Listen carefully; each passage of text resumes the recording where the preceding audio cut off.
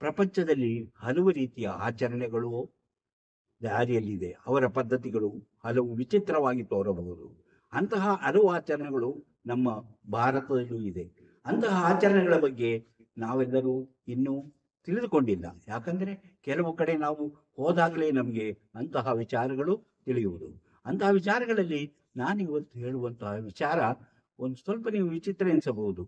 ಮದುವೆಯಾದ ಮಹಿಳೆಯರು ತಾವು ಬರಿಮೈಯಲ್ಲಿರಬೇಕು, ತಾವು ಬರಿಮೈಯಲ್ಲೇ ಇರಬೇಕು ಎಂದು ಹೇಳುವಂತಹ ಒಂದು ಆಚಾರ ನಮ್ಮ ಭಾರತದ ಹಿಮಾಚಲ ಪ್ರದೇಶದಲ್ಲಿದೆ.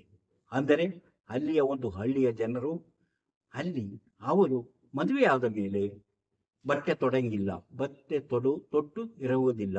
ಅವರು ಬಟ್ಟೆ ಬಿಚ್ಚಿ ಹಾಕಬೇಕು. ಅದು ಎಷ್ಟು ಕಾಲ, ಎಷ್ಟು ಸಮಯ ಎಂಬುದೆಲ್ಲವನ್ನು ನಾವು ನೋಡಬೇಕು. ಅಂದರೆ ಅವರ ಆಚಾರ ಅದು, ಅಂದರೆ ಅವರ ನಂಬಿಕೆ ಅದು. ಯಾವುದನ್ನ? ಮದುವೆಯಾದ ಹೆಂಗಸರು ಬಟ್ಟೆ ಬಿಚ್ಚಿ ಬರಿಮೈಯಲ್ಲಿ ಇರಬೇಕು. ಇಂತಹ ಒಂದು ಆಚಾರ ನಮ್ಮ ಭಾರತದಲ್ಲಿದೆ ಎಂದರೆ ನಿಮಗೆ ಆಶ್ಚರ್ಯವಾಗಬಹುದಲ್ವೇ? ಅದರ ಬಗ್ಗೆ ಹೇಳೋಣ. ಅದಕ್ಕಿಂತ ಮೊದಲು ಲುಕ್ಕ ಸುತ್ತಿ ಬರೋಣ, ದೇಶ ಸುತ್ತೋಣ, ಕೋಶ ಓದೋಣ, ಮನಸ್ಸಿನೊಳಗೆ ನುಗ್ಗಿ ನೋಡೋಣ. ಅದುವೇ ದಾರಿ ಮಾಣಿಯ ಟೈಮ್ಸು. ಸ್ವಾಗತ ನಿಮಗೆಲ್ಲರಿಗೂ ಸ್ವಾಗತ. ಎಲ್ಲರಿಗೂ ನಮಸ್ಕಾರ. ಮಾಣಿಯ ಟೈಮ್ಸ್ ಯೂಟ್ಯೂಬ್ ಚಾನಲ್ಗೆ ನಿಮಗೆಲ್ಲರಿಗೂ ಸ್ವಾಗತ. ಇಂದು ನಾನು ನಿಮಗೆ ಒಂದು ವಿಚಿತ್ರ ಆಚರಣೆಯ ಬಗ್ಗೆ ಹೇಳಬೇಕೆಂದಿದ್ದೇನೆ. ಅಂದರೆ ಇದು ನಮ್ಮ ಭಾರತದ ಹಿಮಾಚಲ ಪ್ರದೇಶದ ಒಂದು ಹಳ್ಳಿಯಲ್ಲಿ ನಡೆಯುವಂತಹ ಒಂದು ವಿಚಾರ. ಅದು ಘಟನೆ. ಒಂದು ಮದುವೆಯಾದ ಹೆಂಗಸರು ಬರಿಮೈಯಲ್ಲಿರಬೇಕು, ಬಟ್ಟೆ ತೊಡುವ ಹಾಗಿಲ್ಲ. ಅಂದರೆ ಅದು ಯಾವಾಗ, ಯಾಕಾಗ ಮಾಡ್ತಾರೆ, ಅವರ ಆ ಆಚರಣೆ ಹಿನ್ನೆಲೆ ಏನು ಮುಂತಾದ ವಿಚಾರಗಳನ್ನು ತಿಳಿದುಕೊಳ್ಳೋಣ. ಇಂತಹ ವಿಚಾರಗಳನ್ನು ಹೊತ್ತು ಬರುತ್ತಿರುವಂತಹ ಮಾಣಿಯ ಟೈಮ್ಸ್ ಯೂಟ್ಯೂಬ್ ಚಾನಲನ್ನು ನೀವು ಇನ್ನೂ ಸಬ್ಸ್ಕ್ರೈಬ್ ಮಾಡಿಲ್ಲವಾದರೆ ಈಗಲೇ ಕೆಳಗೆ ಕಾಣುವ ಸಬ್ಸ್ಕ್ರೈಬ್ ಎಂದು ಬರೆದಿರುವಲ್ಲಿ ಒಮ್ಮೆ ಕ್ಲಿಕ್ ಮಾಡಿ ಸಾಕು, ನೀವು ಸಬ್ಸ್ಕ್ರೈಬ್ ಆಗ್ತೀರಿ. ಅದೇ ರೀತಿ ಪಕ್ಕದಲ್ಲಿ ಕಾಣುವ ಗಂಟೆಯ ಚಿಹ್ನೆಯನ್ನು ಒಮ್ಮೆ ಕ್ಲಿಕ್ ಮಾಡಿದರೆ ಮಾಣಿಯ ಟೈಮ್ಸ್ ಯೂಟ್ಯೂಬ್ ಚಾನಲ್ ಯಾವುದೇ ಹೊಸ ವಿಡಿಯೋ ಅಪ್ಲೋಡ್ ಆದ ಕೂಡಲೇ ನಿಮ್ಮ ಮೊಬೈಲ್ಗೆ ನೋಟಿಫಿಕೇಶನ್ ಬರುವುದರಿಂದ ನೀವು ಎಲ್ಲ ವಿಡಿಯೋಗಳನ್ನು ನೋಡಿ ಹೆಚ್ಚು ಹೆಚ್ಚು ವಿಷಯಗಳನ್ನು ತಿಳಿದುಕೊಳ್ಳಲು ಸಾಧ್ಯವಾಗುತ್ತೆ. ಅದೇ ರೀತಿ ಪ್ರತಿಯೊಂದು ವಿಡಿಯೋನ ಆರಂಭದಿಂದ ಕೊನೆಯವರೆಗೂ ನೋಡಿ, ಲೈಕ್ ಮಾಡಿ, ಶೇರ್ ಮಾಡಿ, ಪ್ರೋತ್ಸಾಹ ಕೊಡಿ. ನಾನು ಹೇಳಿದೆ ನಿಮಗೆ ಏನು, ಮದುವೆಯಾದ ಮಹಿಳೆಯರು ಬಟ್ಟೆ ತೊಡುವ ಹಾಗಿಲ್ಲ. ಹೌದು, ಅದು ಹಿಮಾಚಲ ಪ್ರದೇಶದ ಪಾರ್ವತಿ ನದಿ ದಡದಲ್ಲಿರುವಂತಹ ಒಂದು ಕಣಿವೆಯಲ್ಲಿ, ಅದರ ಇರುವಂತಹ ಮಣಿಕರ್ಣಿಕಾ ಎಂಬ ಊರಿನ ಪಕ್ಕ ವಿನಿಗ್ರಾಮ ಎಂಬ ಹಳ್ಳಿಯಲ್ಲಿ ಇರುವಂತಹ ಜನರು, ಅವರು ಅಲ್ಲಿ ಮದುವೆಯಾದ ಹೆಂಗಸರು ಬಟ್ಟೆ ತೊಡುವ ಹಾಗದೆ ಬೆತ್ತಲೆ ಇರುತ್ತಾರೆ. ಯಾಕೆ ಆಗಿರುತ್ತಾರೆ ಅದರ ಹಿನ್ನೆಲೆಯನ್ನ ನಾವು ನೋಡೋಣ. ಈ ವಿನಿಗ್ರಾಮ ಸುಮಾರು ಮಣಿಕರ್ಣದಿಂದ 1 ಕಿಲೋಮೀಟರ್ ದೂರದಲ್ಲಿ ಹಾಗೂ ಹಿಮಾಚಲ ಪ್ರದೇಶದ ಶಿಮ್ಲಾದಿಂದ 110 ಕಿಲೋಮೀಟರ್ ದೂರದಲ್ಲಿದೆ. ಇದು ಒಂದು ಕಣಿವೆ ಪ್ರದೇಶ, ಅಂದರೆ ಬೆಟ್ಟಗಳನ್ನ ಕಣಿವೆಯಲ್ಲಿ ಇರುವಂತಹ ಒಂದು ಹಳ್ಳಿ. ಇಲ್ಲಿರುವಂತಹ ಜನರು ಬೆತ್ತಲೆ ಇರಬೇಕಾಗಿ ಬಂದಂತಹ ಕಾರಣ ಏನು? ಅದರಲ್ಲಿ 2 ಕಥೆ ಇದೆ. ಒಂದು ಕಥೆಯಲ್ಲಿ ರಾಕ್ಷಸರು, ಅಂದರೆ ಅಸುರರು, ಅವರ ಊರಿನ ಮೇಲೆ ದಾಳಿ ಮಾಡಿ ಅಲಂಕಾರ ಮಾಡಿ ಸರಿಯಾದ ರೀತಿಯಲ್ಲಿ ಉಡುಗೆ ತೊಡುಗೆಯನ್ನು ಹುಟ್ಟಿದ್ದ ಮಹಿಳೆಯರನ್ನು ಎತ್ತೊಯ್ತಿದ್ದರು. ಅವರನ್ನು ಎತ್ತೊಯ್ದು ಅವರ ಮೇಲೆ ಅತ್ಯಾಚಾರ ಮಾಡ್ತಾ ಇದ್ದರು. ಆ ಅಸುರರು ಹೀಗೆ ಮಾಡ್ತಾ ಮಾಡ್ತಾ ಹಳ್ಳಿಯ ಜನರು ತುಂಬಾ ಕಷ್ಟ ಅನುಭವಿಸುವಂತಹ ಪರಿಸ್ಥಿತಿ ಎದುರಾಯಿತು. ಆಗ ಅವರು ಅಸುರರು ಡ್ರೆಸ್ ಮಾಡಿದ ಮಹಿಳೆಯರನ್ನು ಬಿಡ್ತಾ ಇರಲಿಲ್ಲ. ಅವ್ರು ಎಲ್ಲಿ ಕಂಡ್ರು ಹುಡುಕಿ ಎತ್ತುಕೊಂಡು ಹೋಗ್ತಾ ಇದ್ದರು. ಅದನ್ನು ಕೊಂಡು ಅವರು ದೇವರಿಗೆ ಪ್ರಾರ್ಥನೆ ಮಾಡಿದರು, ದೇವರನ್ನ ಒರೆಸಿಕೊಂಡರು. ಆಗ ಅವರ ದೇವರು ಲವುಗೋಂಡ್ ಎಂಬ ದೇವರು ಪ್ರತ್ಯಕ್ಷನಾಗಿ ಅವರ ಸಮಸ್ಯೆಗಳನ್ನು ಕೇಳಿದಂತೆ. ಅವರ ಸಮಸ್ಯೆಗಳ ಬಗ್ಗೆ ಕೇಳಿ ತಿಳಿದುಕೊಂಡಾಗ, ಹೀಗೆ ರಾಕ್ಷಸನಿಂದ ತಮಗಾಗುತ್ತಿರುವ ಅನ್ಯಾಯವನ್ನು ಬಗ್ಗೆ ಹೇಳಿದಾಗ, ದೇವತೆಗಳು ಮತ್ತು ಅಸುರರೊಂದಿಗೆ ಘೋರ ಯುದ್ಧ ನಡೆದು ಕೊನೆಗೆ ಅಸುರರು ಶರಣಾಗುತ್ತಾರೆ, ಅವರು ಊರು ಬಿಟ್ಟು ಹೋಗ್ತಾರೆ. ಆಗ ಈ ದೇವರ ಅನುಗ್ರಹದಿಂದ ಇವರಿಗೆ ಆ ಜನರ, ಆ ಅಸುರರ ಅಂದರೆ ರಾಕ್ಷಸರ ಉಪಟಳ ಇಲ್ಲವಾಯಿತು. ಆದರೂ ಅವರಿಗೆ ಭಯ ಕಾಡುತ್ತಾ ಇತ್ತು. ದೇವರು ತಮಗೆ ಸಹಾಯ ಮಾಡಿ ತಮ್ಮನ್ನು ಈ ರೀತಿ ಸಹಾಯ ಮಾಡಿದರೂ ಸಹ ಇನ್ನೂ ಸಹ ಆ ರಾಕ್ಷಸರು ಎಂದಾದರೂ ಬಂದು ತಮ್ಮ ಮಹಿಳೆಯರನ್ನ, ತಮ್ಮ ಊರಿನ ಮಹಿಳೆಯರನ್ನ ಎತ್ತೊಯ್ಯುತ್ತಾರೆ. ಆದುದರಿಂದ ಯಾರು ಅಲಂಕಾರ ಮಾಡಿಕೊಂಡು ಹೊರಗೆ ತಿರುಗಬಾರದು. ಆದ್ದರಿಂದ ಮಹಿಳೆಯರು ಬೆತ್ತಲೆಯಾಗಿರಬೇಕು. ಮದುವೆಯಾದ ಮಹಿಳೆಯರು ಮಾತ್ರ ಬೆತ್ತಲೆಯಾಗುವಂತ ಪರಿಸ್ಥಿತಿಯನ್ನ ಅವರು ಆಚರಣೆ ತಂದರು.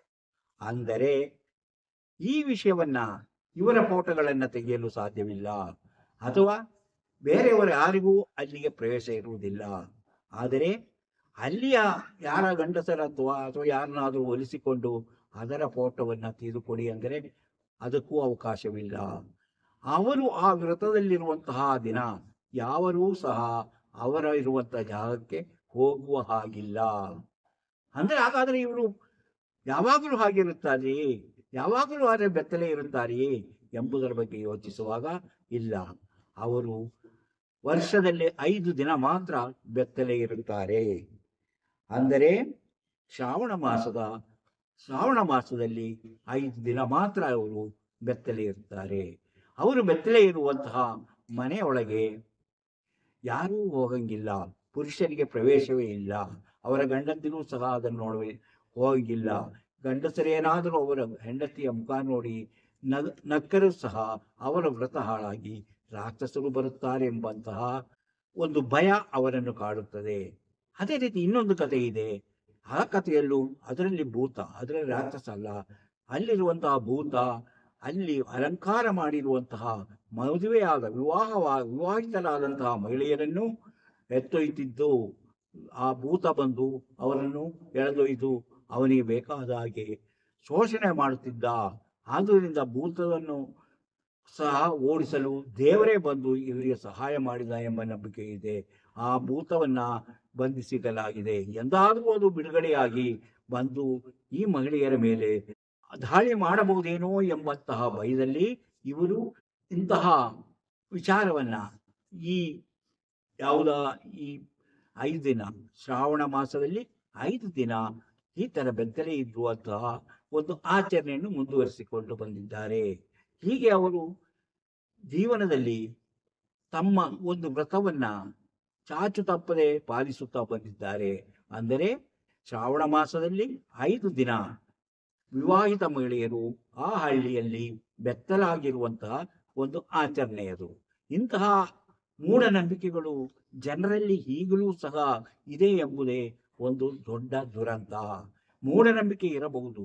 ಆ ಮೂಢನಂಬಿಕೆ ಹೆಣ್ಣು ಮಕ್ಕಳ ಮೇಲೆ, ಹೆಣ್ಣು ಮಕ್ಕಳನ್ನು ಭೋಗದ ವಸ್ತು ಎಂದು ತಿಳಿದಿರುವಂತಹ ಭೂತ ರಾಕ್ಷಸರು ಸಹ ಇಂತಹ ಆಚರಣೆಗೆ ಕಾರಣವಾಗಿದೆ ಎಂದರೆ ಅದು ನಗೆಪಾಟಿಲಿನ ವಿಷಯವಾಗಿದೆ.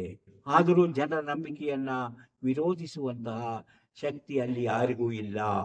ಅದು ಒಂದು ಆಚರಣೆ, ಧರ್ಮ ಅಥವಾ ಧಾರ್ಮಿಕವಾಗಿರಬಹುದು ಅಥವಾ ಸಾಮಾಜಿಕವಾಗಿರಬಹುದು. ಇಂತಹ ಆಚರಣೆಗಳು ಯಾವಾಗಲೂ ಹೀಗೆ ಜಾರಿಯಲ್ಲಿರುವುದು ನಮ್ಮ ಭಾರತದಲ್ಲಿ ವೈಜ್ಞಾನಿಕ ಬೆಳವಣಿಗೆಯ ಕೊರತೆಯಿಂದಾಗುತ್ತದೆ. ವಿಚಾರ ಮಾಡುವಂಥ ಶಕ್ತಿ ಎಲ್ಲಿಯವರೆಗೆ ಮನುಷ್ಯರಲ್ಲಿ ಕಡಿಮೆ ಇರುತ್ತೋ ಅಲ್ಲಿಯವರೆಗೆ ಇಂತಹ ಆಚರಣೆಗಳು ಜಾರಿಯಲ್ಲಿರುತ್ತದೆ. ಆದರೆ ನಮ್ಮ ಆಚರಣೆಗಳನ್ನು ನಾವು ಯಾಕಾಗಿ ಮಾಡುತ್ತಿದ್ದೇವೆ, ಇಂತಹ ಆಚರಣೆಗಳ ಯಾವುದಾದ್ರೂ ಅರ್ಥ ಇದೆಯೇ ಎಂಬುದನ್ನು ನಾವು ಯೋಚಿಸುವಂಥ ಶಕ್ತಿ ಎಲ್ಲಿಯವರೆಗೆ ಆರ್ಜಿಸುವುದಿಲ್ಲವೋ ಅಲ್ಲಿಯವರೆಗೂ ಇಂತಹ ಮೂಢನಂಬಿಕೆಗಳಿಂದಾಗಿ ಜನರ ಶೋಷಣೆಗೊಳಗಾಗುವುದಂತೂ ನಿರಂತರವಾಗಿ ನಡೆಯುತ್ತಿರುತ್ತದೆ. ಅಂದರೆ ಮಹಿಳೆಯರನ್ನು ಮಾತ್ರ ಟಾರ್ಗೆಟ್ ಮಾಡುವಂತಹ ಇಂತಹ ರಾಕ್ಷಸರು ಅಥವಾ ಭೂತಗಳು ಇದೆ ಎಂಬ ನಂಬಿಕೆಯಿಂದಲೇ ಈ ಜನರು ಕೂಡ ಇಂತಹ ಕೆಟ್ಟ ಒಂದು ನಂಬಿಕೆ ಆಚರಣೆಯಿಂದಾಗಿ ಮಹಿಳೆಯರನ್ನು ಭೋಗದ ವಸ್ತು ಎಂಬಂತೆ ನೋಡುತ್ತಿರುವುದು ನಮ್ಮ ದೇಶದಲ್ಲಿ ಈಗಲೂ ಇರುವ ದುರಂತ. ನಮ್ಮ ದೇಶದಂತೆ ಬೇರೆ ದೇಶದಲ್ಲೂ ಇಂತಹ ಆಚರಣೆಗಳು ಇರಬಹುದು. ಆದರೆ ನಮ್ಮ ದೇಶದ ಹಿಮಾಚಲ ಪ್ರದೇಶದ ಪಾರ್ವತಿ ನದಿ ಕಣಿವೆಯಲ್ಲಿ, ಆ ಪಾರ್ವತಿ ಆ ಮಣಿಕರ್ಣ ಮಣಿಕರ್ಣದ ಕಣಿವೆಯಲ್ಲಿರುವಂತಹ ಜನರು ಇಂತಹ ಆಚರಣೆಯನ್ನು ಎಷ್ಟೋ ವರ್ಷಗಳಿಂದ ತಲತಲಾಂತರದಿಂದ ಬಿಟ್ಟು ಬಿಡದೆ ಆಚರಣೆಯನ್ನು ಮಾಡುತ್ತಾ ಬಂದಿದ್ದಾರೆ. ಅಂದರೆ ಅವರಿಗೆ ಈಗಲೂ ಭಯ ಇದೆ. ಭೂತ ಬರ್ಬೋದು ಅಥವಾ ರಾಕ್ಷಸ ಬರ್ಬೋದು. ತಮ್ಮ ಹೆಣ್ಣು ಮಕ್ಕಳನ್ನ ಅಲಂಕಾರ ಮಾಡಿಕೊಂಡರೆ ಭೂತ ಹಿಡಿದುಕೊಂಡು ಹೋಗಬಹುದು. ಆ ಶ್ರಾವಣದ ಆ ಒಂದು 5 ದಿನದಲ್ಲಿ ಅವರಿಗೆ ಆ ಭೂತ ಅಥವಾ ರಾಕ್ಷಸರು ಅಲ್ಲಿಗೆ ಬರುವಂತಹ ಭಯ ಹೆಚ್ಚಾಗಿರುತ್ತದೆ. ಆದುದರಿಂದ ಆ ಸಮಯದಲ್ಲಿ ಅವರು ಬೆತ್ತಲಾಗಿ ಮನೆಯೊಳಗಿರುತ್ತಾರೆ. ಆ 5 ದಿನದಲ್ಲಿ ಯಾವ ಹೊರಗಿನವರಿಗೂ ಅಲ್ಲಿ ಪ್ರವೇಶ ಇರುವುದಿಲ್ಲ. ಗಂಡಸರು ಸಹ ಮನೆಯೊಳಗೆ ಹೋಗುವ ಹಾಗಿಲ್ಲ. ಇಂತಹ ಆಚರಣೆ ಈಗಲೂ ನಡೆಯುತ್ತಿರುವುದು ಒಂದು ವಿಚಿತ್ರವಾಗಿ ತೋರಬಹುದು.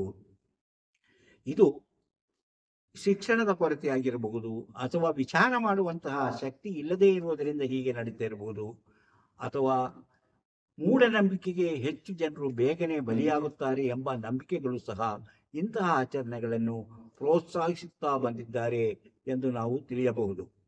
ಆದರೂ ಸಹ ಜೀವನದಲ್ಲಿ ಇಂತಹ ಆಚರಣೆಗಳಿಂದ ಯಾರಿಗೆ ಏನು ಉಪಯೋಗ ಎಂಬುದನ್ನು ಪ್ರಶ್ನೆ ಮಾಡುವಂತಹ ಒಂದು ಸ್ಥಿತಿ ವಿಶೇಷ ಇದು. ಅಂದರೆ ಹೆಣ್ಣು ಮಕ್ಕಳನ್ನು ಬೆತ್ತಲೆಗೊಳಿಸಿ ಮನೆಯೊಳಗೆ ಕೂಡಿಡುವುದು ಒಂದು ವಿಚಿತ್ರವಾದ ಆಚರಣೆಯೇ ಸರಿ. ನಮ್ಮ ದೇಶದಲ್ಲಿ ಇಂತಹ ವಿಚಾರಗಳು ಇನ್ನೆಷ್ಟೋ ಇವೆಯೋ ಎಂಬುದನ್ನು ನಾವು ನಮ್ಮ ದೇಶದಲ್ಲಿ ನಾವು ಪ್ರಯಾಣ ಮಾಡಿ ಸುತ್ತಿ ಬಂದಾಗ ತಿಳಿಯುತ್ತದೆ. ಇಂತಹ ಒಂದು ವಿಷಯ ಇರುವುದು ನಮಗೆ ತಿಳಿದು ಬಂದಿದ್ದು ಮಣಿಕರ್ಣದ ಆ ಪ್ರದೇಶದಲ್ಲಿ ಸುತ್ತಾಡಿದಾಗ ಎಂಬುದನ್ನು ಹೇಳುತ್ತಾ, ಇಂತಹ ವಿಚಾರಗಳನ್ನು ಹೊತ್ತು ಬರುತ್ತಿರುವಂತಹ ಮಾಣಿಯ ಟೈಮ್ಸ್ ಯೂಟ್ಯೂಬ್ ಚಾನಲನ್ನು ನೀವು ಇನ್ನೂ ಸಬ್ಸ್ಕ್ರೈಬ್ ಮಾಡಿಲ್ಲವಾದರೆ ಈಗಲೇ ಕೆಳಗೆ ಕಾಣುವ ಸಬ್ಸ್ಕ್ರೈಬ್ ಎಂದು ಬರೆದಿರುವಲ್ಲಿ ಒಮ್ಮೆ ಕ್ಲಿಕ್ ಮಾಡಿ ಸಾಕು, ನೀವು ಸಬ್ಸ್ಕ್ರೈಬ್ ಆಗ್ತೀರಿ. ಅದೇ ರೀತಿ ಪಕ್ಕದಲ್ಲಿ ಕಾಣುವ ಗಂಟೆಯ ಚಿಹ್ನೆಯನ್ನು ಒಮ್ಮೆ ಕ್ಲಿಕ್ ಮಾಡಿದರೆ ಮಾಣಿಯ ಟೈಮ್ಸ್ ಯೂಟ್ಯೂಬ್ ಚಾನಲಲ್ಲಿ ಬರುತ್ತಿರುವ ಪ್ರತಿಯೊಂದು ವಿಡಿಯೋವು ನಿಮ್ಮ ಮೊಬೈಲಿಗೆ ನೋಟಿಫಿಕೇಶನ್ ಮೂಲಕ ಗೊತ್ತಾಗುವುದರಿಂದ ನೀವು ಎಲ್ಲ ವಿಡಿಯೋವನ್ನು ನೋಡಿ ಹೆಚ್ಚು ಹೆಚ್ಚು ವಿಷಯಗಳನ್ನು ತಿಳಿದುಕೊಳ್ಳಲು ಸಾಧ್ಯವಾಗುತ್ತದೆ. ಪ್ರಪಂಚ ಸುತ್ತಬಹುದು, ಕೋಶ ಓದಬಹುದು. ಅದೇ ರೀತಿ ಮಾಣಿಯ ಟೈಮ್ಸ್ ಯೂಟ್ಯೂಬ್ ಚಾನಲ್ ನೋಡಿದರೆ ನಿಮಗೆ ಇಂತಹ ಹಲವಾರು ವಿಚಾರಗಳು ತಿಳಿದು ಬರುತ್ತದೆ. ಪ್ರತಿಯೊಂದು ವಿಚಾರವನ್ನು ಆರಂಭದಿಂದ ಕೊನೆಯವರೆಗೂ ನೋಡಿ ತಿಳಿದುಕೊಂಡಾಗಲೇ ಅದರಲ್ಲೂ ಅಡಗಿರುವ ಸತ್ಯ ಸಂಗತಿ ತಿಳಿಯುವುದು. ಇಂತಹ ವಿಡಿಯೋಗಳನ್ನು ನೋಡಿ ಲೈಕ್ ಮಾಡಿ, ಶೇರ್ ಮಾಡಿ, ಪ್ರೋತ್ಸಾಹ ಕೊಡಿ. ಇಂತಹ ಮತ್ತೊಂದು ವಿಡಿಯೋದೊಂದಿಗೆ ಮತ್ತೆ ಬರುತ್ತೇವೆ. ಇಷ್ಟು ಹೊತ್ತು ಈ ವಿಡಿಯೋ ನೋಡಿದ ನಿಮಗೆಲ್ಲರಿಗೂ ಧನ್ಯವಾದ.